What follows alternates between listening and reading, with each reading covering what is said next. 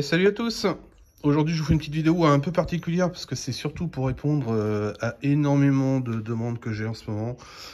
Et pour être clair, vu que j'arrive pas à répondre à tout le monde, parce que je reçois beaucoup de questions, vous imaginez, sur la chaîne tous les jours, je refais une vidéo pour vous expliquer, parce que je reçois beaucoup comment t'as fait, qu'est-ce qu'il faut prendre, pourquoi ceci, pourquoi cela, etc. etc.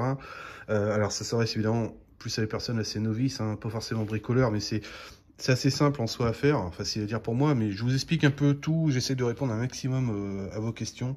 Alors, qu'est-ce que j'ai pris? J'ai pris une planche de bois, tout simplement. Donc ça, vous la trouvez, rayon bricolage que vous voulez. Pour vous référer un peu, si vous savez pas trop quelle épaisseur, etc., vous prenez tout simplement, en fait, à peu près l'épaisseur de votre rail coulissant de volet. Alors pourquoi sur le rail? Parce que ça permet de pouvoir fermer la porte quand même, tout en laissant le support ici sans problème. Donc planche de bois, pourquoi du bois? Parce que je reçois beaucoup de personnes qui me disent ouais mais du plexi, etc. Des plaques d'isolant, oui mais c'est forcément beaucoup plus épais, le plexi va être beaucoup moins isolant que du bois, on sait que c'est isolant. Deuxième chose, donc ça, rayon bricolage, hein, vous prenez une étagère, ou même si vous avez une vieille étagère, une vieille planche de bois. Alors blanc, c'est mieux. Pourquoi? Parce que le blanc forcément reflète la chaleur, les rayons du soleil, etc. Donc vaut mieux que ça soit blanc. Ça c'est la première des choses. L'épaisseur, donc ça par rapport au rail.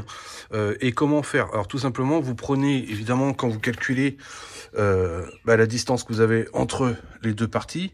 Sur ça, vous allez déduire en fait l'épaisseur du joint. Parce que forcément, si vous prenez de là à là, mais que derrière vous rajoutez un joint, vous n'allez pas pouvoir mettre ça. Vous allez galérer, ça va être hyper dur. Alors le but, c'est que ça force un petit peu, mais pas beaucoup. Donc il faut prendre de là à là, et de chaque côté, vous allez déduire en fait l'épaisseur du joint. Ça, c'est une question que je reçois beaucoup, c'est quel type de joint il faut prendre.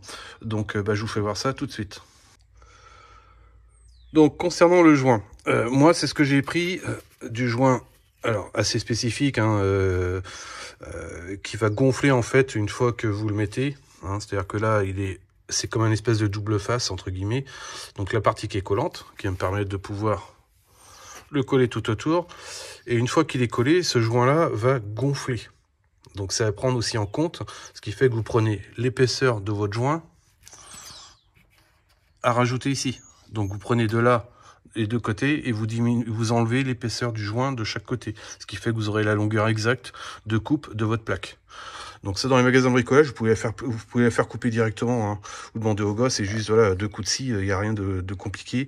La hauteur, c'est pas très grave en soi. Il n'y a pas une hauteur forcément spécifique. Hein. Moi, je suis sur quoi? Sur du 30-40. Mais même si vous étiez à 50 ou 60, c'est pas très grave. Hein. Ça changera rien au problème. Donc vous inquiétez pas forcément sur la hauteur. Ça peut même être pratique pour éviter de trop vous pencher pour pouvoir la mettre. Hein. Donc ça, mais si jamais vous n'avez pas de joint, évidemment, comme ça, donc ça, ces joints-là, vous les trouvez aussi en magasin de bricolage sans problème. Vous trouverez plus facilement, éventuellement, si vous n'avez pas le choix, du joint de calfeutrage, en fait. Vous voyez, des joints que vous mettez autour des ouvertures, ça, vous en trouvez, il y a différentes épaisseurs, etc. Ça fonctionnera très bien, sans problème. Le but étant, évidemment, quand vous mettez un joint, c'est d'avoir une étanchéité, entre guillemets, hein, pour éviter de faire rentrer la chaleur. C'est pour ça que j'en ai mis tout autour. Et si vous le voyez, alors là, je sais pas si on le voit bien sur la vidéo, hop là. On voit que ça fait un peu un V. Pourquoi un V? Parce qu'en fait, c'est le joint de mon volet roulant qui vient évidemment se mettre pile poil ici, donc qui me fait vraiment une étanchéité. Ça, c'est la première des choses. Ici, bon, là, vous avez compris qu'en fait, c'était évidemment pour mettre la sortie d'évacuation. La sortie d'évacuation, c'est assez simple. Hein. Vous allez coller votre tuyau. Vous allez faire le tour avec le crayon. Et je vous fais voir tout de suite pour vous. Donc le but, c'est simple. Vous allez évidemment faire le tour avec votre crayon de la partie où j'ai mon doigt ici. Et vous avez cette partie-là en fait. Donc en fait, il va falloir que vous déduisiez en fait cette partie de mon doigt ici à ici. Et c'est le trou qu'il va falloir faire ici avec évidemment quelques millimètres de plus, parce que là vous avez l'écran, vous voyez par exemple, pour pouvoir avoir le trou. Alors même si vous voyez, moi c'est pas parfait, hein, mais du moment que ça puisse rentrer, alors sans trop en force évidemment, mais pas non plus que ça ballotte, hein. Donc ça c'est la première des choses, c'est assez simple à faire, hein. Donc une perceuse, vous faites un trou avec la mèche, et après avec une scie sauteuse, vous découpez tout autour, vous faites votre trou, hein, tout simplement. Il n'y a rien de très compliqué là-dessus. Moi j'ai fait quelques modifications depuis, comme vous pouvez le voir ici et ici.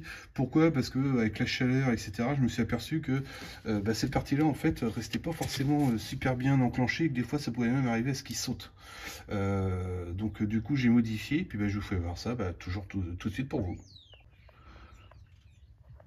Donc pour vous, donc voilà pourquoi moi j'ai fait ça. J'essaie de le dézoomer un peu, que vous puissiez voir un peu. Alors là c'est pareil, hein, à chaque fois c'est que de la récup, hein. Je vais pas chercher plus loin, vous pouvez faire ça juste avec une simple pâte métallique, c'est préférable. Juste avec une petite vis, hein, il n'y a rien de compliqué pour pouvoir fixer. Et le but étant, en fait, vous l'avez compris, c'est que quand je rabats ça, du coup, ça va pouvoir venir hop là, le bloquer. Et évidemment, je fais ça des deux côtés. Donc du coup, mon tuyau ne peut plus sauter. Il reste forcément bloqué. Là, je ne suis plus du tout embêté. De toute façon, je vous intègre aussi dans la vidéo ce que ça peut donner, évidemment, une fois que c'est fermé. Mais au moins, du coup, là, ça ne bouge pas. Donc là, j'ai pris juste voilà, il me restait ça à traîner. J'ai juste mis une petite vis là, ce qui me permet de faire pour une rotation. Et du coup, toc, je soulève des deux côtés et je peux retirer mon tuyau. Voilà. Et le but, forcément, quand je fais ça, c'est toc, je suis pas obligé de l'enlever évidemment à chaque fois, ni tous les jours. Voilà, hop, ça je l'enlève. Voilà. Et du coup, je peux refermer ma porte sans problème. Alors, est-ce que là, j'ai les joints? Forcément, c'était prévu. Hop.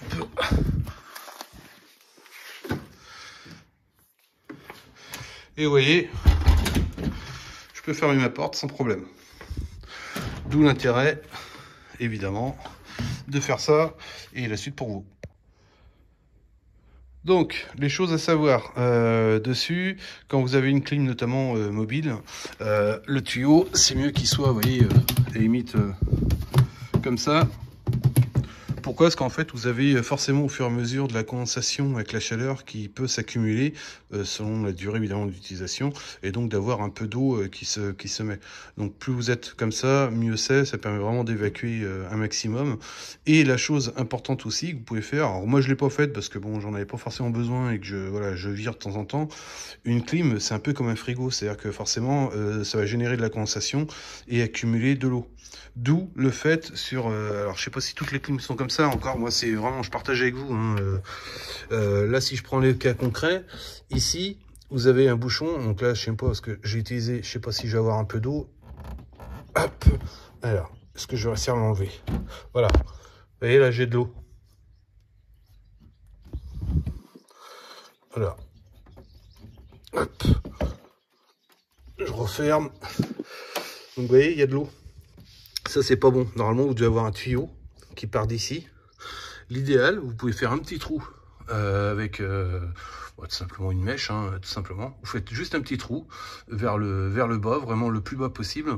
Pourquoi? Pour pouvoir donner un peu de pente. Vous mettez votre tuyau, un petit tuyau transparent, hein, vous trouvez ça aussi en magasin de bricolage sans problème, qui est fourni avec votre clim. Et du coup, vous le branchez et ça permet d'évacuer directement l'eau à l'extérieur sans avoir d'accumulation de flotte ici. Hein. Voilà, donc ça c'était la chose importante à prendre en compte. Faites bien attention à ça, parce que sinon vous avez de l'eau forcément qui s'accumule en fonction du temps d'utilisation que vous avez, quoi. Hein. Donc voilà, et puis j'arrive à la conclusion pour vous. Ok, donc là je vous fais un petit récap de l'ensemble des choses. Planche, moi personnellement je préfère plutôt du bois plutôt que tout ce qui va être poly, plexi, voire des plaques extrudées ou autres. Pourquoi? C'est par rapport à l'épaisseur surtout, hein, ça fonctionnerait, mais bon, niveau isolation ça sera pas au top pour tout ce qui est plexi, etc.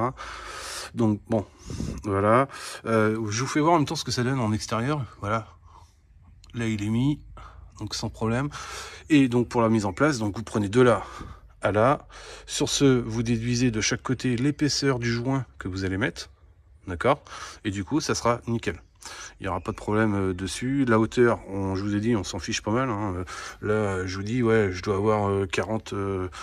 ouais, une quarantaine de centimètres, mais ça peut être 50, 60, c'est pas trop un souci dessus. Et puis bah, les petits loquets de verrouillage que moi je vous conseille forcément, hein, parce que c'est pratique et au moins du coup ça saute pas. Là encore une fois, moi je l'ai fait que de la récup, hein, donc chacun peut le faire avec ce qu'il veut, il n'y a aucun problème. Hein. Mais et au moins vous serez pas embêté. Et puis bah, comme je vous ai expliqué juste avant, là vous allez mieux le voir parce que c'était pas pratique pour moi. La partie évacuation, vous reliez donc un tuyau et du coup toute la condensation qui va se créer. Pour ceux à qui ça parle pas trop, en fait, prenez un réfrigérateur. Derrière, vous avez le moteur et juste au-dessus du moteur, généralement, vous avez une petite cuvette qui récupère justement l'évacuation des eaux de condensation. Vous avez un petit trou dans le bas du frigo à l'intérieur. C'est là que ça permet, quand ça se dégivre ou autre, de pouvoir évacuer l'eau. Donc c'est un peu le même principe, hein, c'est la chaleur qui va créer forcément de la condensation. Puisque pour créer du froid, il faut créer de la chaleur, c'est un peu le but. Donc là, un tuyau, vous faites un petit trou dans le bas, hop là, dans le bas de votre planche, et puis du coup, bah, l'eau s'évacuera nickel, quoi. Voilà, bah, j'espère que j'ai répondu à toutes vos questions. Si ça vous a plu, petit pouce bleu, ça fait toujours plaisir pour le temps qu'on passe. Et puis encore merci à tous pour tous vos abonnements et tous vos petits retours. Je vous dis à très vite pour une prochaine vidéo. Salut à tous.